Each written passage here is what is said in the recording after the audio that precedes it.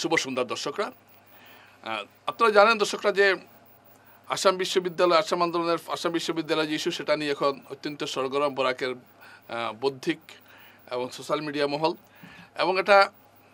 এবং আজকে এই বিষয়ে অনেক তর্কাতর্কি চলছে এবং এটাও আপনারা জানেন যে বাংলা সাহিত্য সভার পক্ষ থেকে একটা প্রেস বিবৃতি দেওয়া হয়েছিল এবং সেই বিবৃতিতে তারা বলেছেন যে তারা যে কথাটা বলেছেন যে তা সোশ্যাল মিডিয়ায় যে কথাটা তারা বলতে চাইছেন সেটা হলো যে তারা আসাম চুক্তি রূপায়ণ মন্ত্রকের ওয়েবসাইট থেকে তথ্যটা নিয়েছেন।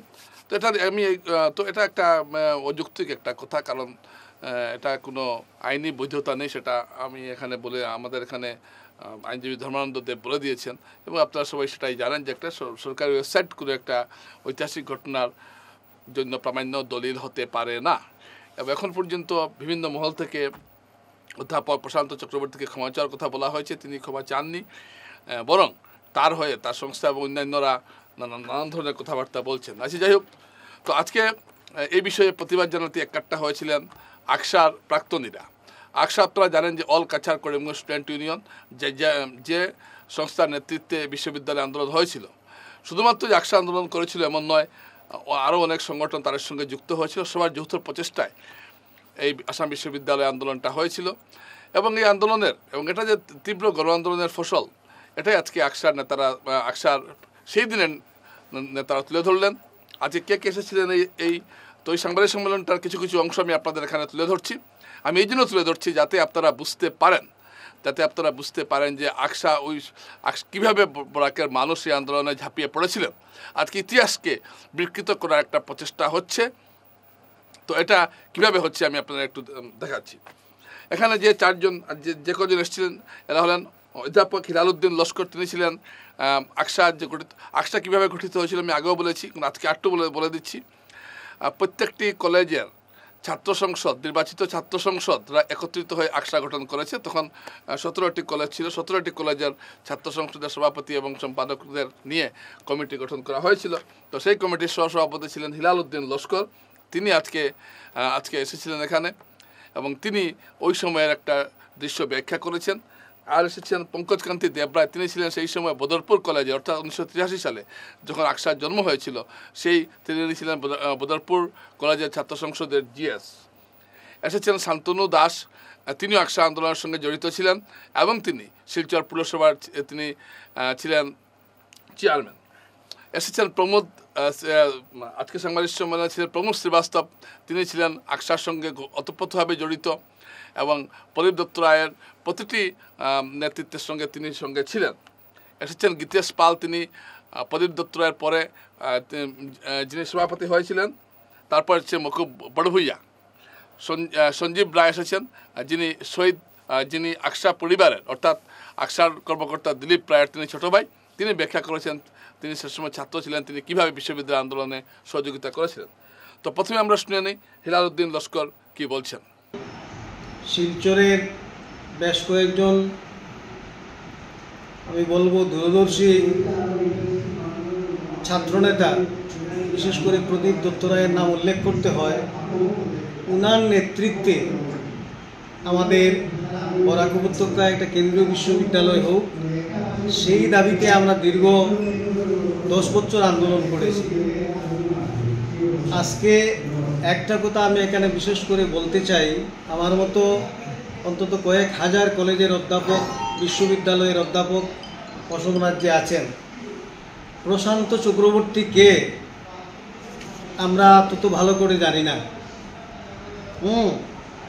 উনি কোনোভাবেই যে খুব সিগনিফিক্যান্ট একজন লোক আমরা সেটা জানি না, কিন্তু তারিখটা হচ্ছে 19শে মে এবং অসম সাহিত্য সভার যারা প্রতিনিধিরা এখানে এসেছিলেন তাদের সম্মুখে এবং আমাদের এই যে দীর্ঘ আন্দোলনের ফসল অসম বিশ্ববিদ্যালয়, তার প্রেক্ষাগৃহে দাঁড়িয়ে যদি কেউ, এটাকে তো আর ইতিহাস আমরা বলতে পারি না, আমাদের বিশ্ববিদ্যালয় 1994 সালে শুরু হয়েছিল, আইনটা পাশ হয়েছিল 89 সালে। মাত্র 30-35 বছরের ঘটনা, এবং সেই আন্দোলনের সঙ্গে যারা জড়িত ছিলেন প্রায় সবাই জীবিত রয়েছেন। সুতরাং এটাকে ঐতিহাসিকও আমরা বলতে পারি না যে সেই দিনের ঘটনা।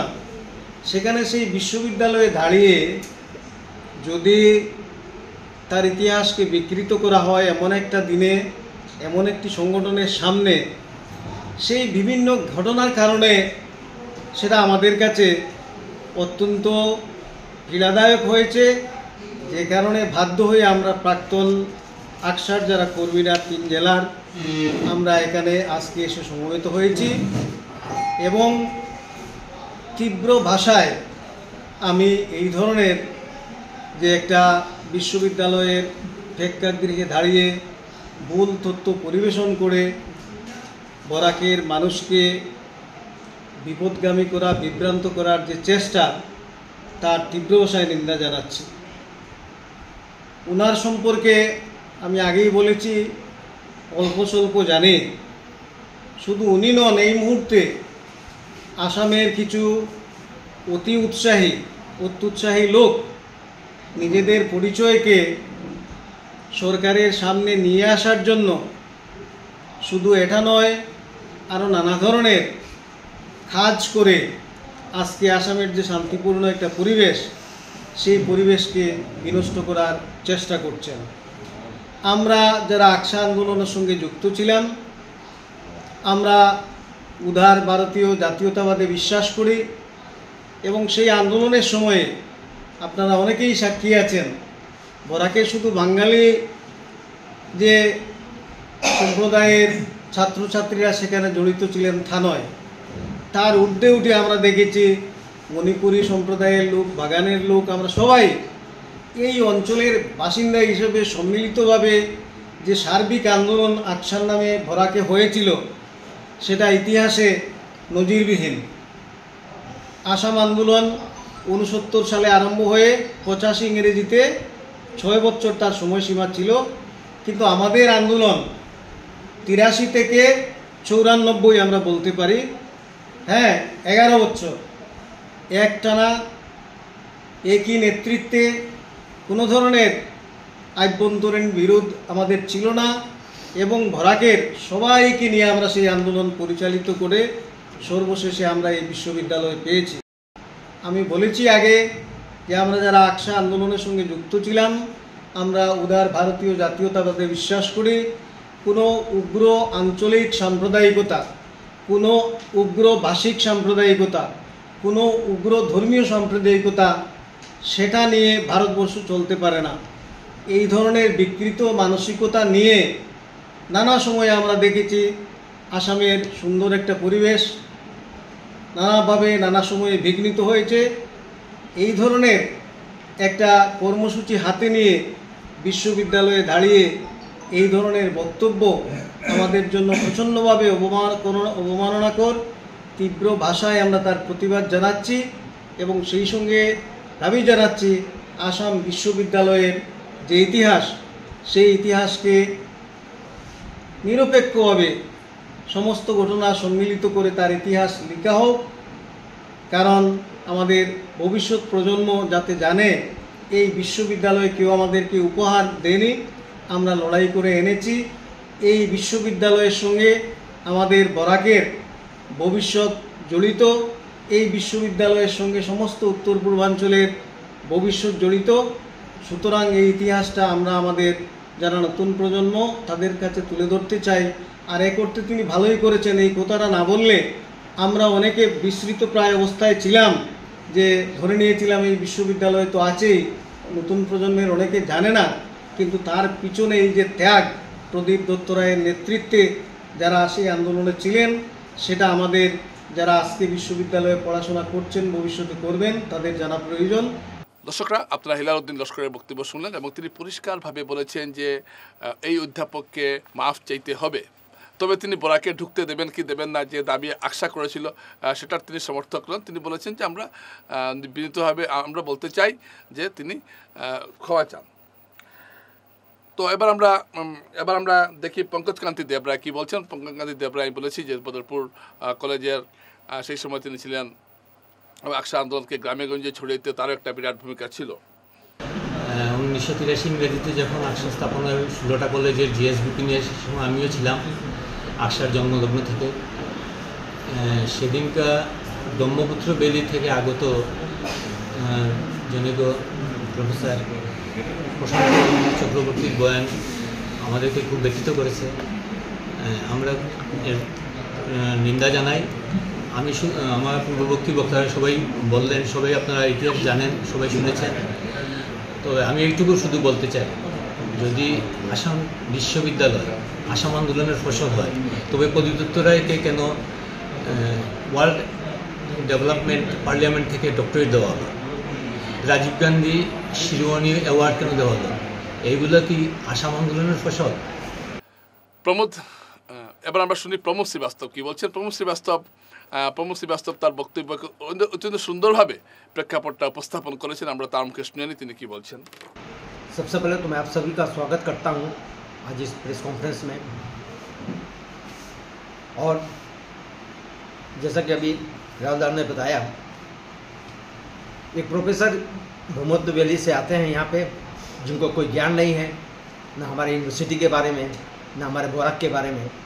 आके वो आए थे यहाँ पे एक भाईचारा का संदेश लेके, मगर लगता है कि वो कुछ ऐसा कर गए कि वो हमारे पीठ पे छुरा घोंप के गए। उनको ये पता नहीं कि यह आंदोलन कैसे शुरू हुआ था। हमारा यह आंदोलन शुरू ही हुआ था आंसू आंदोलन के विरोध में, क्योंकि उस समय डिब्रूगढ़ यूनिवर्सिटी, गुवाहाटी यूनिवर्सिटी में यहाँ से जो भी छात्र जाते थे उनके मार्कशीट फाड़ दिए जाते थे, उनके साथ खराब व्यवहार किया जाता था। इसके विरोध में आकर तब ये सिद्धांत लिया गया कि बोराक में एक अपना विश्वविद्यालय होना चाहिए। तब प्रदीप दत्त राय के नेतृत्व में 1983 में हम सब मिलके इस आंदोलन को हम लोग ने शुरू किया था। और इसके गवाह सिर्फ बोराक के ही लोग नहीं, आप मीडिया भाई, आपका बहुत बड़ा योगदान था उसमें। आप सब लोग ने बहुत सहयोग दिया था हम लोगों को, और आप सब इस बात के गवाह हैं कि यह आंदोलन कैसे हुआ था। सिर्फ आप ही नहीं, बोराक के चाहे मर्चेंट एसोसिएशन हो, चाहे बार एसोसिएशन हो, चाहे बस ऑनर एसोसिएशन हो, ट्रक ऑनर, टैक्सी, हर कोई 25 लाख जो जनसंख्या है, हर आदमी इस आंदोलन के साथ जुड़ा हुआ था। हमने जो भी आंदोलन शुरू किया, हमने जो भी बंद बुलाया या रेल रोको या ब्लैकआउट जो भी किया, उसमें हर एक आदमी का योगदान था, जिस वजह से हमारा यह आंदोलन, जो भी प्रोग्राम हमने हाथ में लिया, वो आंदोलन मेरा सक्सेस हुआ। जो प्रोफेसर वहाँ बैठ के ये सब बोल के गए हैं, मैं कड़े शब्दों में उनका निंदा करता हूँ, और मैं उनको चैलेंज करता हूँ आपके माध्यम से, अगर आप एक भी प्रमाण दिखा दें कि आसाम यूनिवर्सिटी बोराक वैली में जो हुआ है, इसमें आंसू के आंदोलन का कोई योगदान है, तो मैं खुद आपके सामने आके क्षमा मांगूंगा। और नहीं तो आप जिस प्रोफेशन में हैं, प्रोफेसर के प्रोफेशन में, आप क्षमा मांगें बोराक वैली की जनता से, और अब जिस पद पे हैं उससे आप त्याग दें, क्योंकि एक प्रोफेसर अगर ये झूठी बात करके लोगों को गुमराह कर सकता है, तो वो आने वाले दिनों में अपने बच्चों को भी गलत रास्तों पे ले जा सकता है।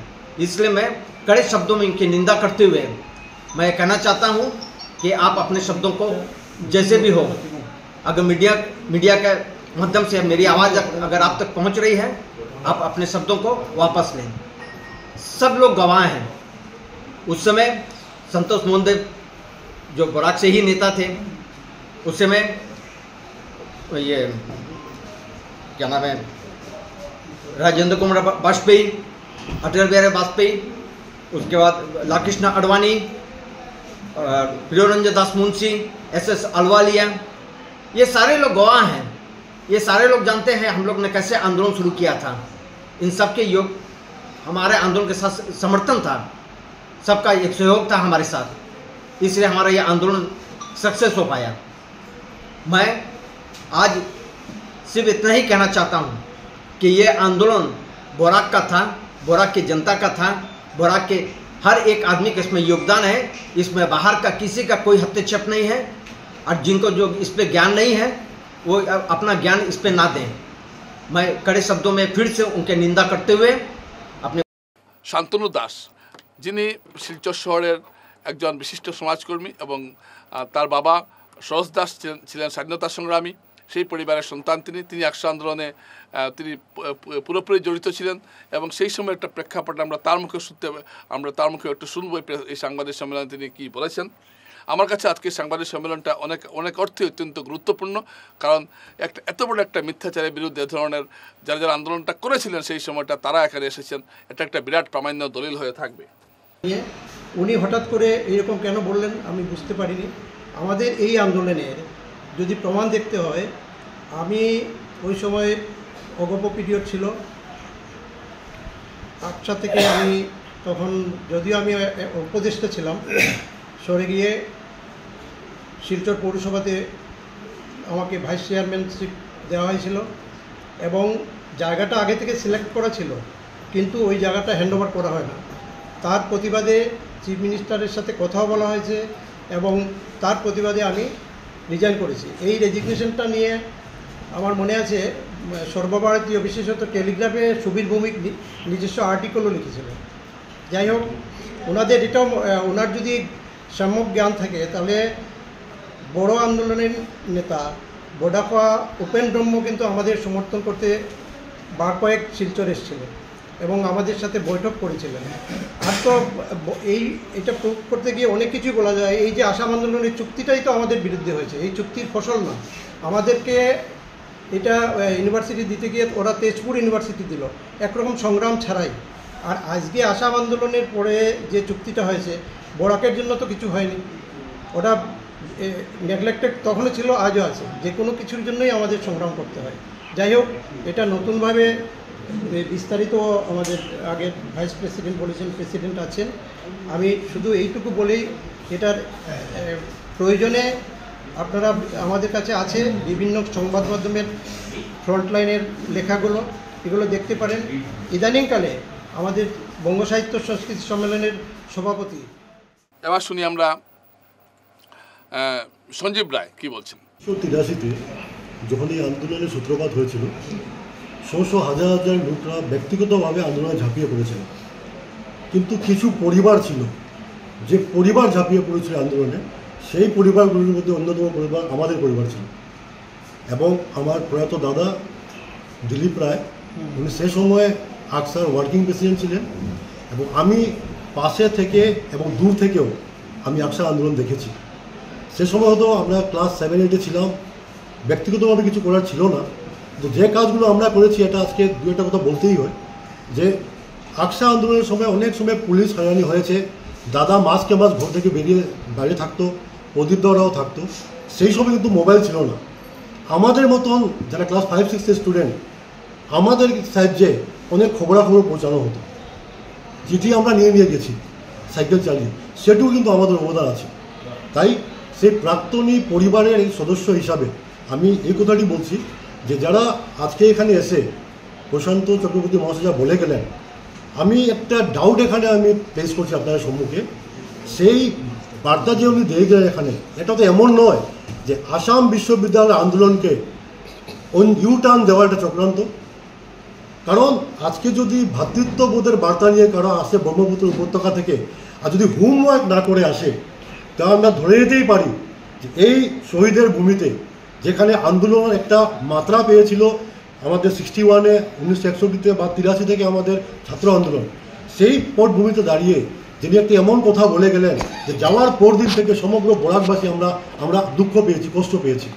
আজকে যারা আকসাতে জীবিত আছেন ওরা আজকে মুখ খুলে কথা বলছেন, কিন্তু আজকে যারা প্রয়াত হয়েছেন, আমি জুলি বেগমের কথা বলবো, আমি অ্যাডভোকেট অনুপ দত্তর কথা বলবো, আমি প্রয়াত দিলীপ রায়ের কথা বলবো, আমি বিনোদ গোস্বামীর কথা বলবো, প্রদীপ মিশ্রার কথা বলবো।